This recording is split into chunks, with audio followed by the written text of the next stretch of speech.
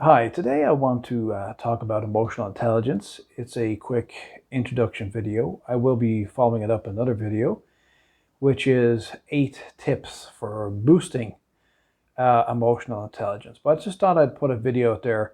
It's a quick video just to overview it because everybody's not really aware of what emotional intelligence is and what the use of emotional intelligence is in daily life.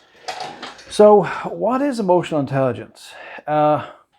We have a thing called IQ, which is intelligence quotient, and it's supposed to rate your intelligence. But in reality, IQ is really your ability to do something quickly. So it really rates your ability to learn quickly, rate your ability to solve problems quickly. And so somebody with a high IQ should be able to learn a new task quickly and should be better at problem solving than somebody with a not so high IQ. But sadly, there's been too much of an emphasis on IQ over the years. And the problem of putting this huge emphasis on IQ is that it kind of says if you don't have a high IQ, you're dumb. For example, Harvard, the average IQ of a Harvard uh, student is 140, which is technically speaking in the genius range. Although that's not really genius at all because what's genius apparently isn't just your IQ. There's a whole bunch of things that make somebody a genius. Um, so this is quite popular. It's just one way of measuring intelligence. And it's quite limited in how it measures intelligence because there's lots of people who have a high IQ who are pretty stupid because there's many different types of intelligence. Off the top of my head, I think there's something like 8 intelligences, if I remember correctly. Either way, I don't think that's even touching scraping the surface at all. I think there's a lot more different types of intelligence. But one of the other types of intelligence, which was very important, is called EQ, and that's emotional intelligence. So what's emotional intelligence?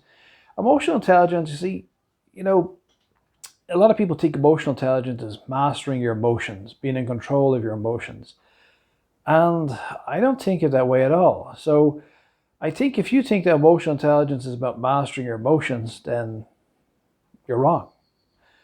What is emotional intelligence? Just like IQ is your ability to adapt to change quickly, to learn new things quickly, to solve problems quickly, emotional quotient is your ability to assess a situation emotionally and put yourself into other people's shoes and understand their perspectives. Now, also, there's a flip side, of course, of emotional intelligence, and I think you'll see a lot of videos that they're talking about emotional intelligence and relating to emotional intelligence and how to be a happier person. So, I think it's very easy to get confused between these two things. So, primarily, emotional intelligence is your ability to assess things in a mature emotional way, which means twofold. One is assessing your outer reality, so you know how to relate to other people, and two is assessing your inner reality, so you're happier. So let's look at the second one, really, the inner reality, because that's what most people think. If you watch videos uh, out there, they tend to be saying, how to be happier. And everybody wants to be happier. And I think it's important. So how does emotional intelligence make us happier? Because we can tune into how we're feeling. We become aware of how we are feeling. And does it mean we master emotions? Not really. I mean, we have what it does is if we have a high emotional intelligence and how we deal with situations, we can reflect upon the situation, we can tune into our emotions and see what we're really feeling, what we're really thinking, and we can stand back and maybe not react so much. Instead, we can respond. I have I have other videos in this channel where I talk about amygdala hijack and reacting versus responding. I do quite a bit of this. And basically, the way your brain is wired is that we can get overstimulated. And the problem with getting overstimulated is it puts us into let's put it this way, we have a thing called a fight and flight response, which is either chasing after somebody to kill them or some animal to kill it, or I'm running away from somebody or running away from some animal, because for thousands and thousands of years, this was the reality of life. So it's very easy to get triggered. And I'm talking really triggered, not just, oh, you trigger me, somebody just talking nonsense on social media. I'm talking really triggered in life, whereby something happens and you get put into a space. And the last video I've done in this channel the other day was really about how we can, it's called the anger trap, and how we get into neural loops that stick us into a very negative state of being. And that's part of emotional intelligence, is learning how to tune out of crappy situations. I'll give you an example. I remember years ago I was watching one of these TV drama shows. It was a nice one. It was a procedural police story. But this one is one of these ones where somebody has, kidnapped people and he's holding people hostage. And then the policeman is giving somebody advice on how to talk to this person. And he makes a very good statement, which always stuck with me. He said that don't go down to their level. They want to bring you down to that level. So I saw this in some movie many years ago. And then recently I saw it again. There's a movie from 2009 called The Taking of Pelham. What was it called? Yeah, The Taking of Pelham 123. And it stars Denzel Washington as a train worker guy. And then you have John Travolta as the evil guy. And it has that similar dynamic to it, because Denzel Washington was, let's say he's under investigation for taking a bribe. And this other guy used to be in Wall Street or something and ended up in prison. And now he was completely lost. He was just this desperate guy, didn't care about people, killing people and so on. And the John Travolta character desperately wanted to get Denzel Washington down to his level. And this is the thing I picked up from some of these situational movies where they talk about, say somebody kidnapping somebody, and then they wanted people to be at their level. So the negotiator has to deal with these people and try not enter into their world, because their world is an impoverished world. So this ties into a bit of what I was saying yesterday, that number one is don't take things too seriously, and learn to do things like taking a pause, standing back, deep breathing, so on and so forth, to get perspective on things. But also, if a person is very toxic, just turn away and go the opposite direction, because if somebody's reality is extremely limited and negative and depressing, they want you to be at their level. If that's where they're at, if you can bring them up, great. But if you can't bring them up, they need to walk away. And this is where emotional intelligence really comes into play, about knowing when to deal with a situation, how to survive difficult situations. Say somebody's bullying you in school, bullying you at work, tough family situations, romantic situations, friend situations. Somebody's trying to dominate you, somebody's trying to undermine you. And this is where emotional intelligence can be very useful for dealing with these situations, in the sense of being able to see what's happening, being able to understand that you're being played in some way. Maybe the other person doesn't mean to, but that's effectively how it's going for you. You're being forced into a situation or into a position in life you don't like being an underdog, being bullied by somebody, or being pushed around, being turned into Mr. Angry or Mrs. Angry or whatever, okay? And learning to pick up on that and avoid going there in the first place, okay? So the best advice for anger management is don't get angry in the first place. That's the best advice. So that's where it comes in. And then there are particular cases whereby, you can change that friend or family member, and you need to just avoid them, basically, because it's always going to be toxic, all right? So this is the personal side of emotional intelligence. Another aspect of the personal side of emotional intelligence is, if you want a romantic relationship to last, you're going to have to deal with feelings. And really, for any romantic relationship to last, ideally both people should be tuning into their feelings, because usually the other person, there's two kind of options here. Option A is the other person requires an emotional response from you and you're not able to give it, which usually will end up in the relationship ending at some stage. Or option B is the other person won't relate and you don't relate, and you have a superficial relationship. Or you can throw another one. Option C is that you'll end up dominating the other person, because you're the one doing all the emoting and they just fit in with you. So whichever way you look at it, really we should try and tune into our emotions.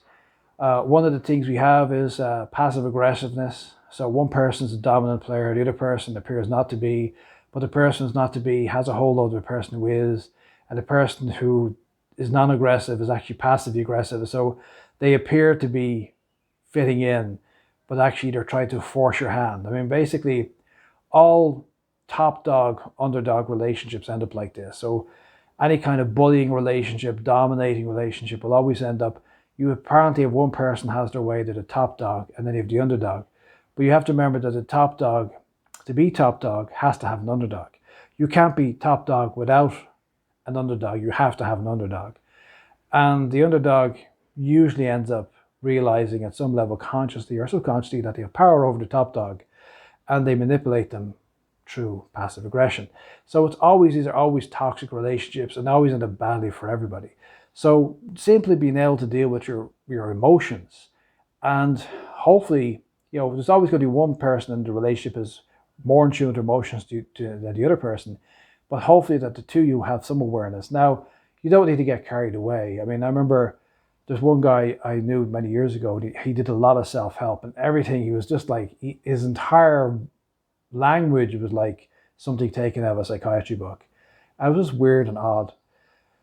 So you don't need to become a mental health expert, but just things like finding your voice. I think this, I feel that.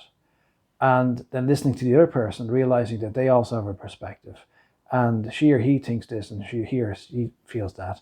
And that you work towards things. So we should really all boost our emotional intelligence to be happier, especially in our romantic relationships. And, if your partner is behind in this, they don't necessarily have to get super into it, but at least become aware enough that they can talk about how they feel. Okay, let's quickly look then at the external side. And the external side is very important if you like having a job and not having difficulty, if you like getting on with the job. There was a book many years ago called How to Make Friends and Influence People. I think it was Norman Vincent Peale, I think. And there's great truth in this, which is, I think as far as I remember, the book was saying things like, ask other people how their day is going. People like talking about themselves. And it sounds crass, and obviously it's like, cardboardy, American, salesy, cheesy, 1950s self-help book that's going to make you a big hit with everybody, okay?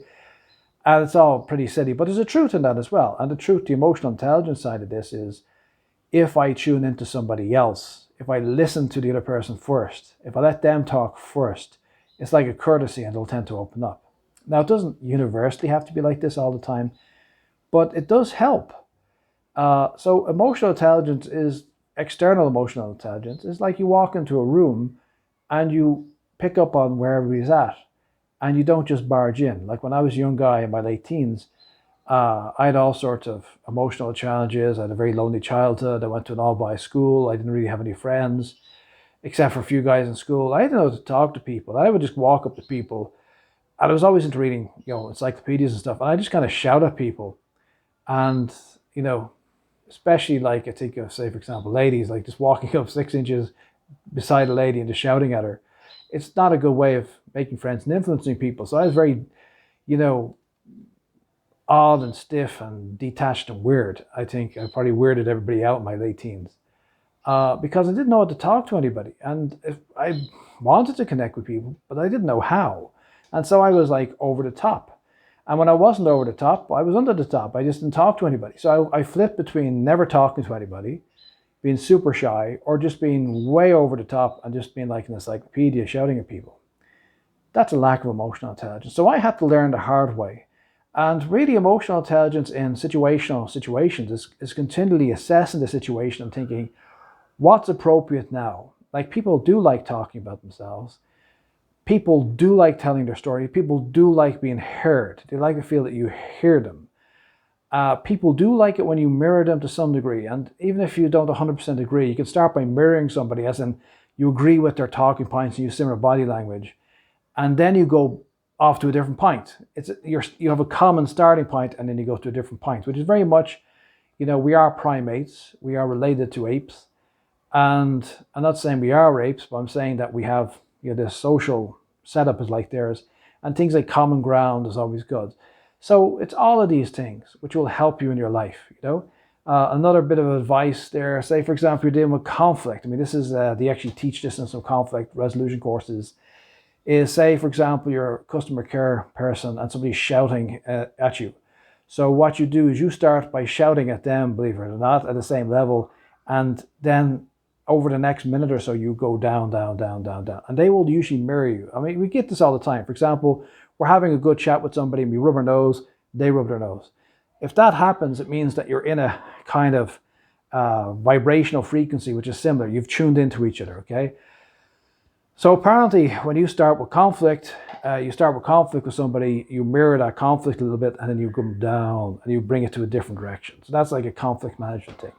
So there's the two advantages of emotional intelligence. One is handling your domestic situation, being a happy person, tuning into your problems, facing your issues, working through them, and so on. And then externally is how to deal with people, like in your family life, in your work life. I would say work life more so than anything else, because usually your family or friends, you can be weird, you can be odd, you can be strange. I mean, they are related to you, or they became your friends, and as long as you're pretty much the way you used to be, they'll accept you.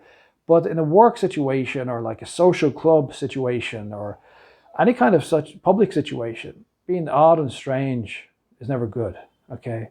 So you can be a unique human being, you can be very you can be quirky, but you need to know how to relate to people at least a little bit. And that's where emotional intelligence comes in. So I'm going to follow this video. I thought it was an introduction because everybody doesn't realize they have this idea of commanding emotions. I don't believe in commanding emotions. I don't believe in mastering emotions, whatever the hell that's supposed to be. Emotion is an indicator. You know, if I'm driving my car and I got some problem with the cooling system in my car, okay, the needle will go up into the red. Now, what am I going to do? I command you to go back. I command the needle to go back to not being in the red. But I can try it, doesn't work.